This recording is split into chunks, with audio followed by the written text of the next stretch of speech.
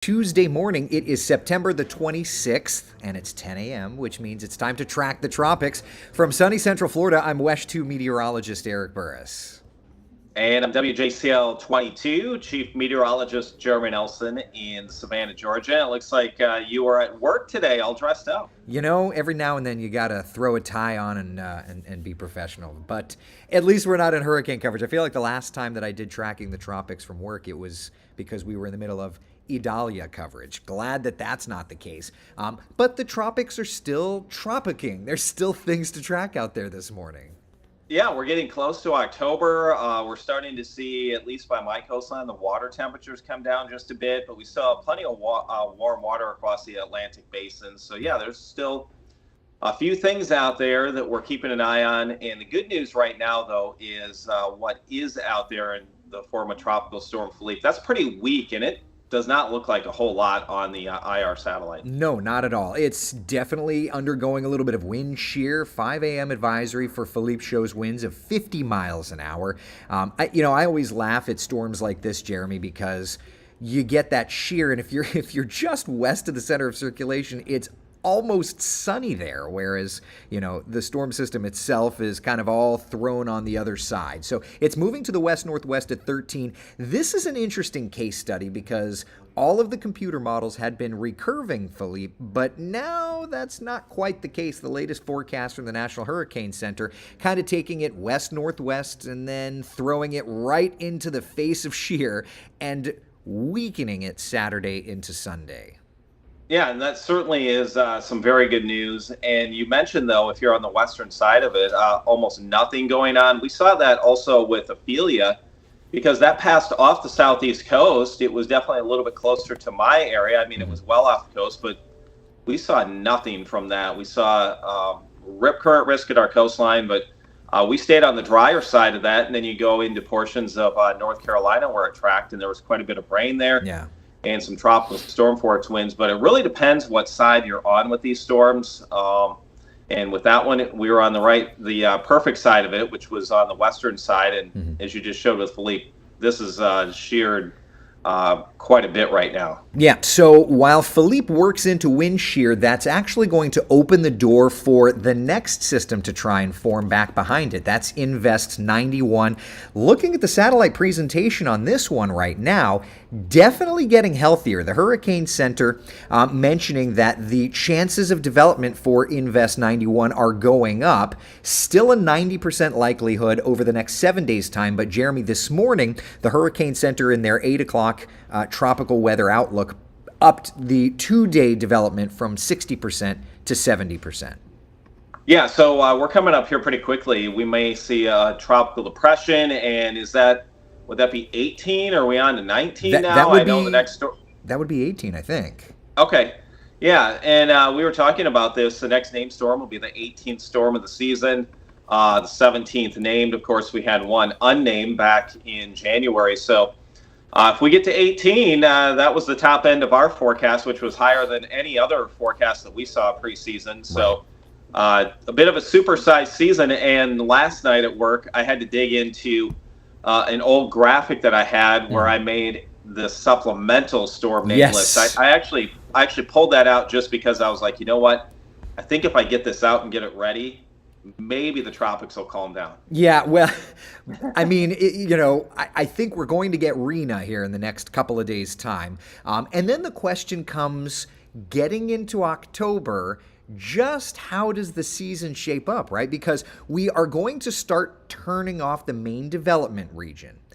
But then we have to start opening up the Caribbean and the Gulf of Mexico a little bit. And it's those homegrown, those areas of low pressure along old cold fronts that'll sneak up on you and kind of do their thing, Yeah, and even during really quiet falls, we usually have some areas of interest, or maybe one or two named storms. Busier ones like last fall, we had quite a bit of activity to track. So even though we're headed down the slope right now, I would not give up on the tropics quite yet. No, and you'll notice there too, mid-October, there's like this little peak. There's always, like mid-October, I feel like there's always this little mini busy thing. It's kind of like fake fall, right? Like we all know about fake fall. It's the same kind of thing, but in the tropical realm.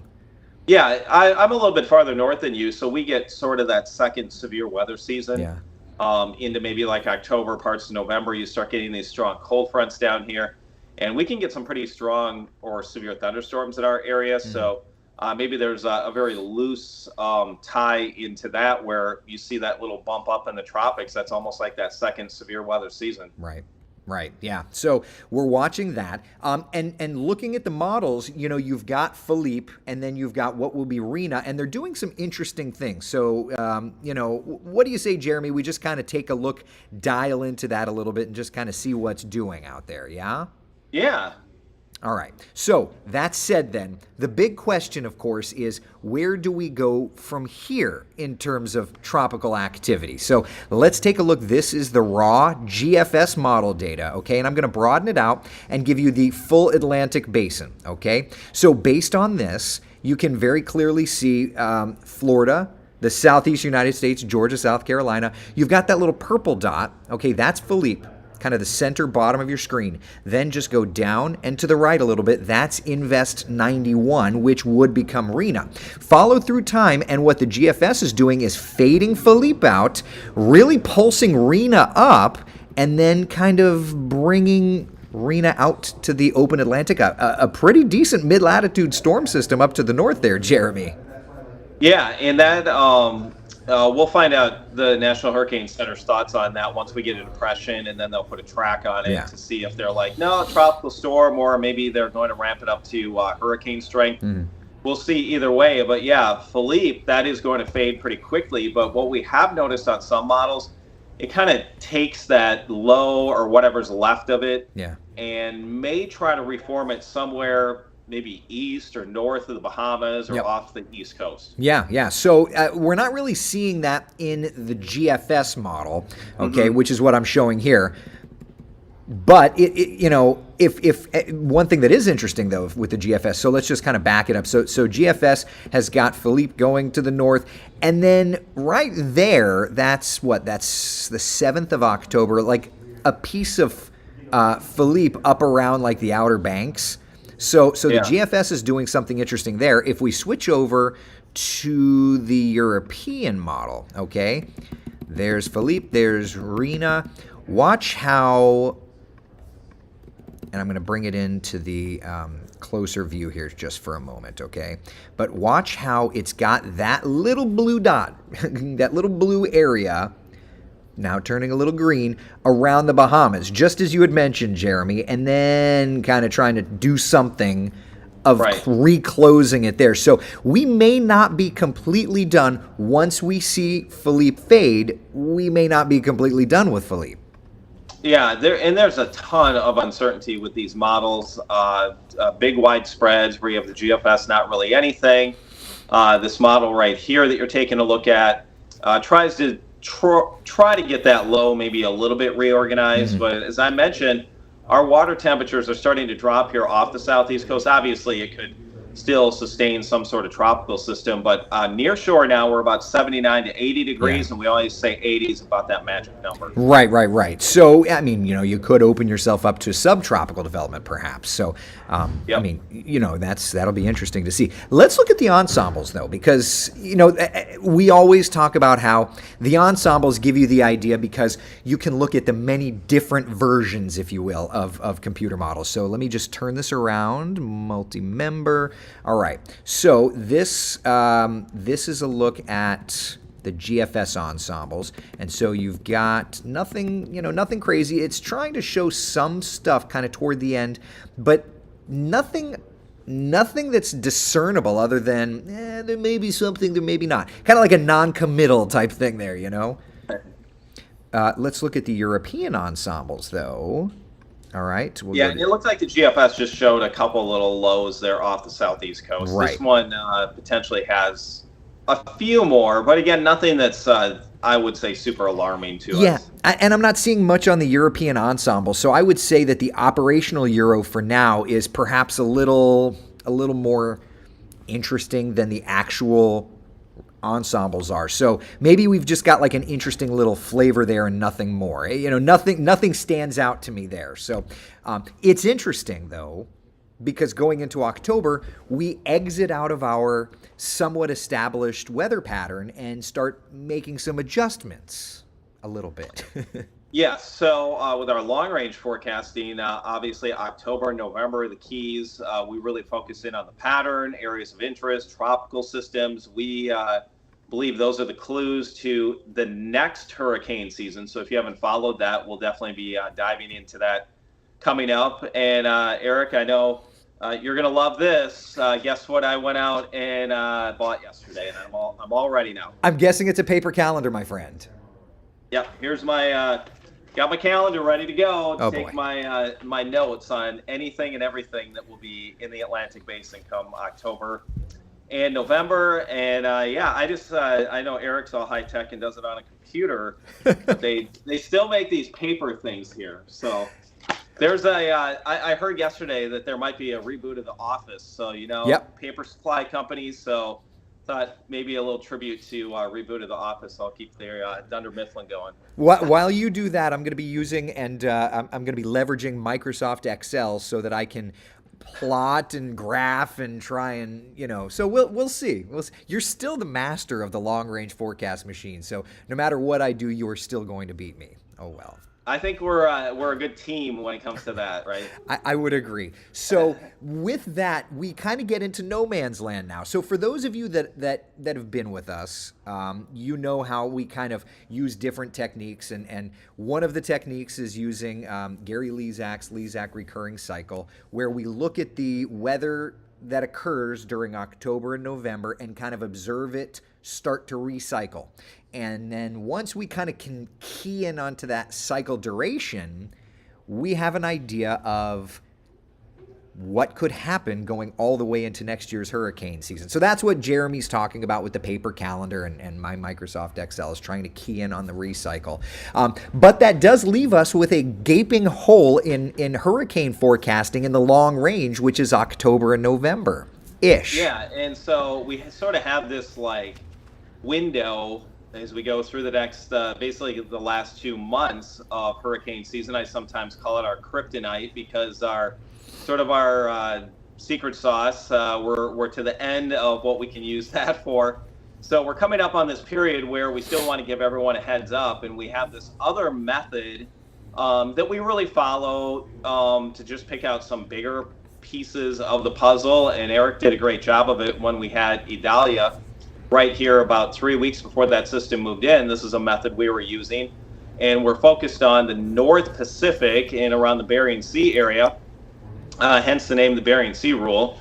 So we're just kind of trying to pick out some low pressure areas that correlate to what may be our part of the country when you project forward about 15 to 19 days. And it's another one of those tools in the tool chest that are great to use. So what we're looking at now is just kind of the last 2 weeks in the Bering Sea, and there's some little pieces of this or that. Nothing, and Jeremy and I know you've been looking at this individually as well. There's nothing, at least in the last 2 weeks, that have stood out, but going forward, there may be some sort of an interesting indicator. Yeah, and I don't know if you can pull up those maps, specifically the forecast ones. We're really kind of focused on mid-October. The Gulf of Mexico is what we were kind of thinking, at least based on that method.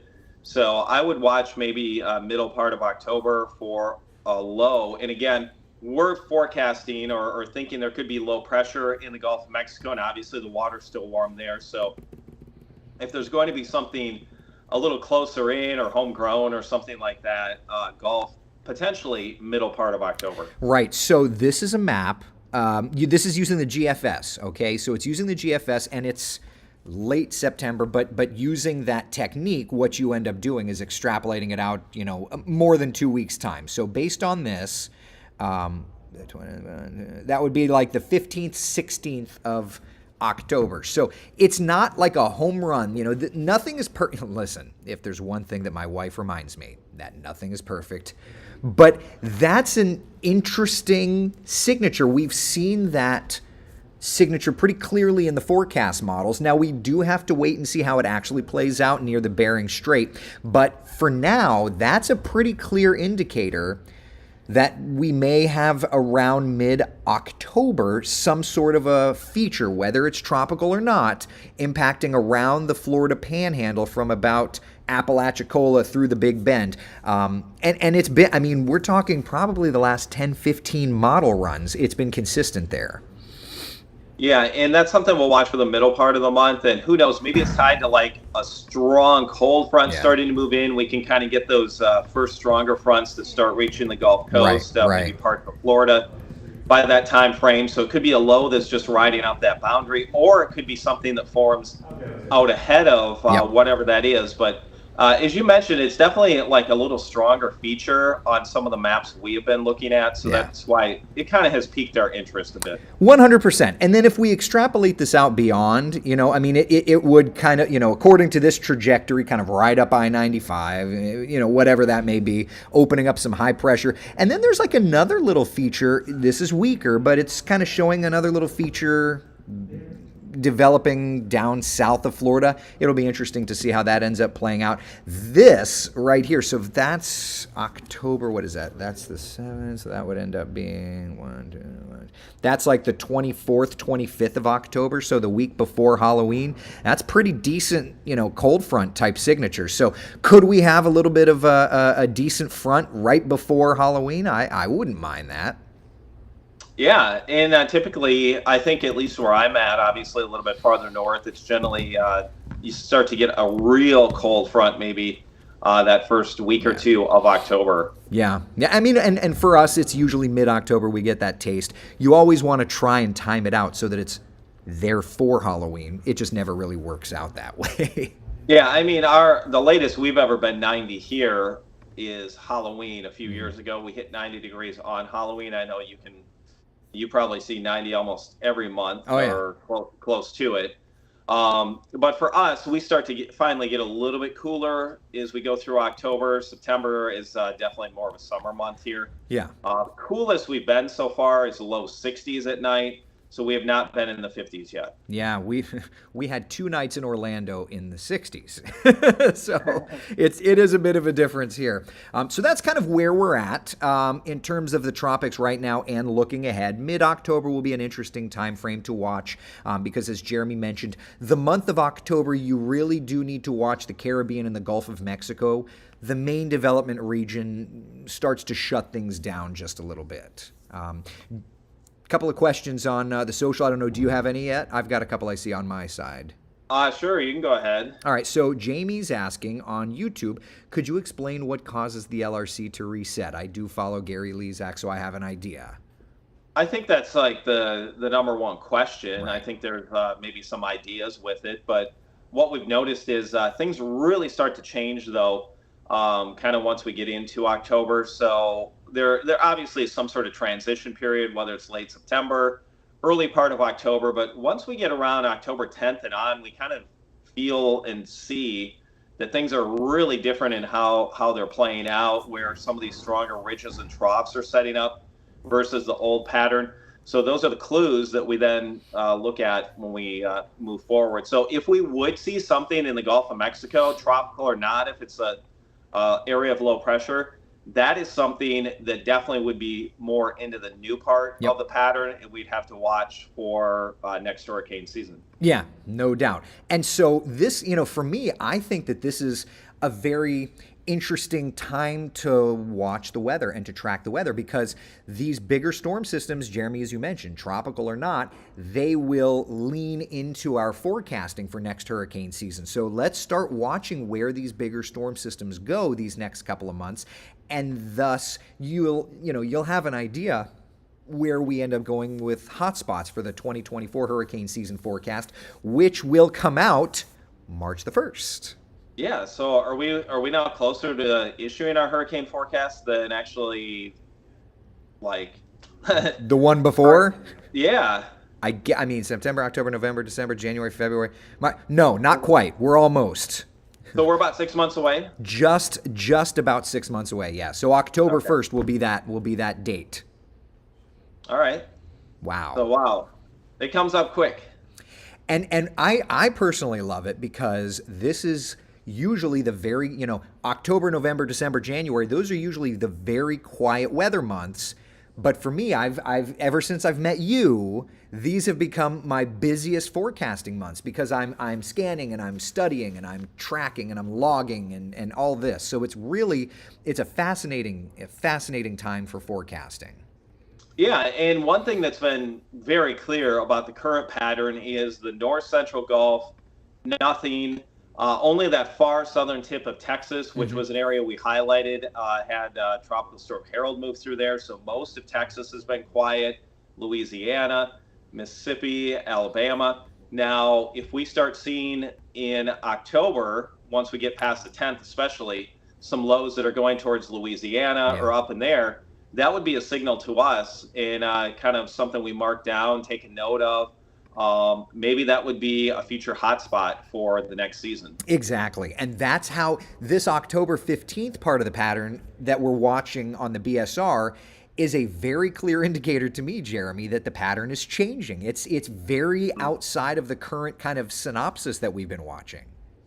Yeah, and it's something that'll play a key role in our forecast. I think this is good that we kind of catch up every Tuesday, talk about the tropics, because now this year, assuming we don't have a Nicole type storm in November where we have something to track or we're busy with, we can focus in on other key parts of the pattern. Yeah, no doubt about it. So for now, we don't have any immediate threats, which is good. We're looking long range, but it's also important to just kind of get a status update of where we are, because we came out with our forecast on March the 1st. We were by far and away above average when nobody else thought above average was a thing, right? And maybe we even have underdone it. Look at the numbers for right now. It's actually quite impressive, Jeremy. 17 named storms so far this year. The average through today, 10.5. Last year through today, we had only had 9 named storms. Yeah, and we're about to have number 18. Yep. So, and then we just have about 4 names left on the list. That's it. I think That's it. we have Sean, Tammy. Was it Vince? Vince and Whitney. I'm just really impressed that you have that by memory. Well, seriously. Hey, last night I was looking at this list, and then I went over the supplemental storm names, and I think Adria is up first on the supplemental storm names. One thing that I kind of laugh at is that they have just as many or more names on that list, and I'm like, if we ever get to 40 some names, I'm done. I mean, you say that, but we've both been in the, I'm coming up on my 22nd anniversary at the end of September in TV. So we've done this, you and I, a good long while. The first time that we ran out of storm names was that moment where it's like, oh my God, we can never do this. And now we've gone so deep into the Greek alphabet that they've said we can't do that anymore because we can't we can't retire Greek letters. And so they've added this up. So it's like, this is crazy. Slow it down there, Tropics. Right, yeah. So as we go into October, we'll probably be on to the S or the T name. Yeah. And then we'll see how far we go. But I don't think we'll make it as far as we did in, 2020? We had 30 named storms or something. I hope not. We've spent a combined 73.5 days. There have been 73.5 named storm days. Last year through today was 37, and the 30-year average is 49.4. But the most impressive metric, I think, Jeremy, is the most nerdy metric, and that's the ACE numbers. How about this for something? Thus far, 119.8 ACE points. The 30-year average through today is 88.8 ACE points. Last year through today, 64 ACE points. What is ACE, first off? Accumulated cyclone energy. So we're taking into account how long storm has been around, intensity, all those things, and then it sort of adds that score up. So basically, the higher the score, either you've had some very, very strong hurricanes that have been long lasting, or it's just been an overall active season, and we've seen an active season. We've had 3 major hurricanes. And what's the average? Right around 2-3, I think, for a season. Our forecast was 2 to 4. We had 7 to 9 hurricanes and then 14 to 18 named storms. I don't know. Have we had the 7th hurricane yet? I think we're at 6. Hold on. Let's count them here. All right. Dawn, Franklin, Idalia, Lee, Margot, Nigel. So that's 6. All right. So maybe we see Rena strengthen into a hurricane. Some models looks like it will, yeah. Sort of hinted that. So right now we're at 6 hurricanes for the season and 17 storms total. Yeah. So ace points, okay? Perspective. We're obviously above the 30-year average. We're obviously like double where we were this time last year. But climatology for an entire season is 122.5 ace points. We are almost to the entire hurricane season worth of accumulated cyclonic energy. I just thought that was kind of an interesting little tidbit, if nothing else. Yeah, and we'll end up being above average for the season in terms of the ACE score. Just kind of depends how far above average. Maybe we end up around like 140. Yeah. Maybe. Yeah. I mean, if we get some decent ones. Okay, a couple of good questions. Janet is asking, do the depressions count as ACE points or just named storms? I think they do. They just don't generate much. Right. Like if it's a remnant low or something like that, it stops. Right. And then over land, does it stop as well? I don't think so. I think if it's a categorized depression or above, once it goes post-tropical, extratropical, it's done. Potential tropical cyclones do not count. Okay, here's another good one. Okay. Do each storm count separately, or if 2 storms are active, is ACE counted once or twice in a day? It is named storm days can go concurrently. So if there's 2 storms at the same time, there will be 2 named storm days in one day. But ACE is completely separate. So yeah, you could have a Cat 5 generating ACE points like crazy and a depression not generating ACE points like crazy, but they're all still working together. Yep, they're each scored individually. Jamie's asking, it's your birthday, and I saw Kevin Johnson mention something. Is today your birthday? You turned 70 today? Yeah, I did. Mazel tov! Yeah, Kevin actually, he sent me Kevin, who is a coworker of ours, and I actually worked with him at my previous station. This goes back almost 14 years ago now at WISN in Milwaukee, also a Hearst station. So is WJCL in Savannah, West 2 in Orlando, also owned by the same company. So we've both known Kevin for a long time. So yeah, he texted me this morning. I said, hey, you can stop by and say hi to us on Tracking the Tropics. So it looks like he popped by.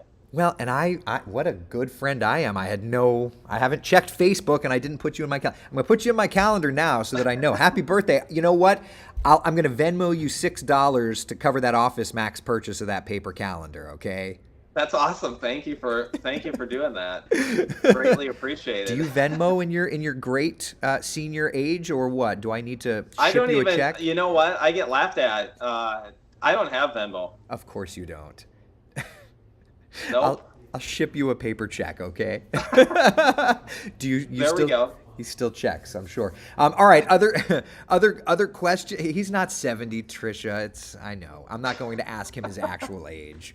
I'm working past retirement age then, right? Yeah, I don't think so. Either that, you got a heck of a Botox person if you're 70 and look that fresh. There we go. All right, so people are asking, what's the highest ACE points the Atlantic has ever had? Oh my God, I can do that, Jeremy. Ooh, yeah, I don't know the answer to that one off the top of my head, but you'd probably want to go to something like maybe 2005, 2020, years like that. Give me 2 seconds. ACE.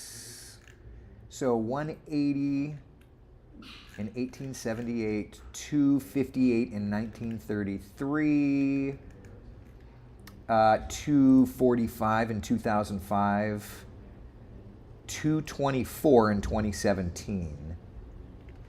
Did I say 253? Well over 200. Yeah, 258. Interesting. 1933 is there had to be quite a few major hurricanes, I would say. I mean, I guess so. Is 1933 the ACE winner with 258 ACE points? I don't see anything else that comes close to that.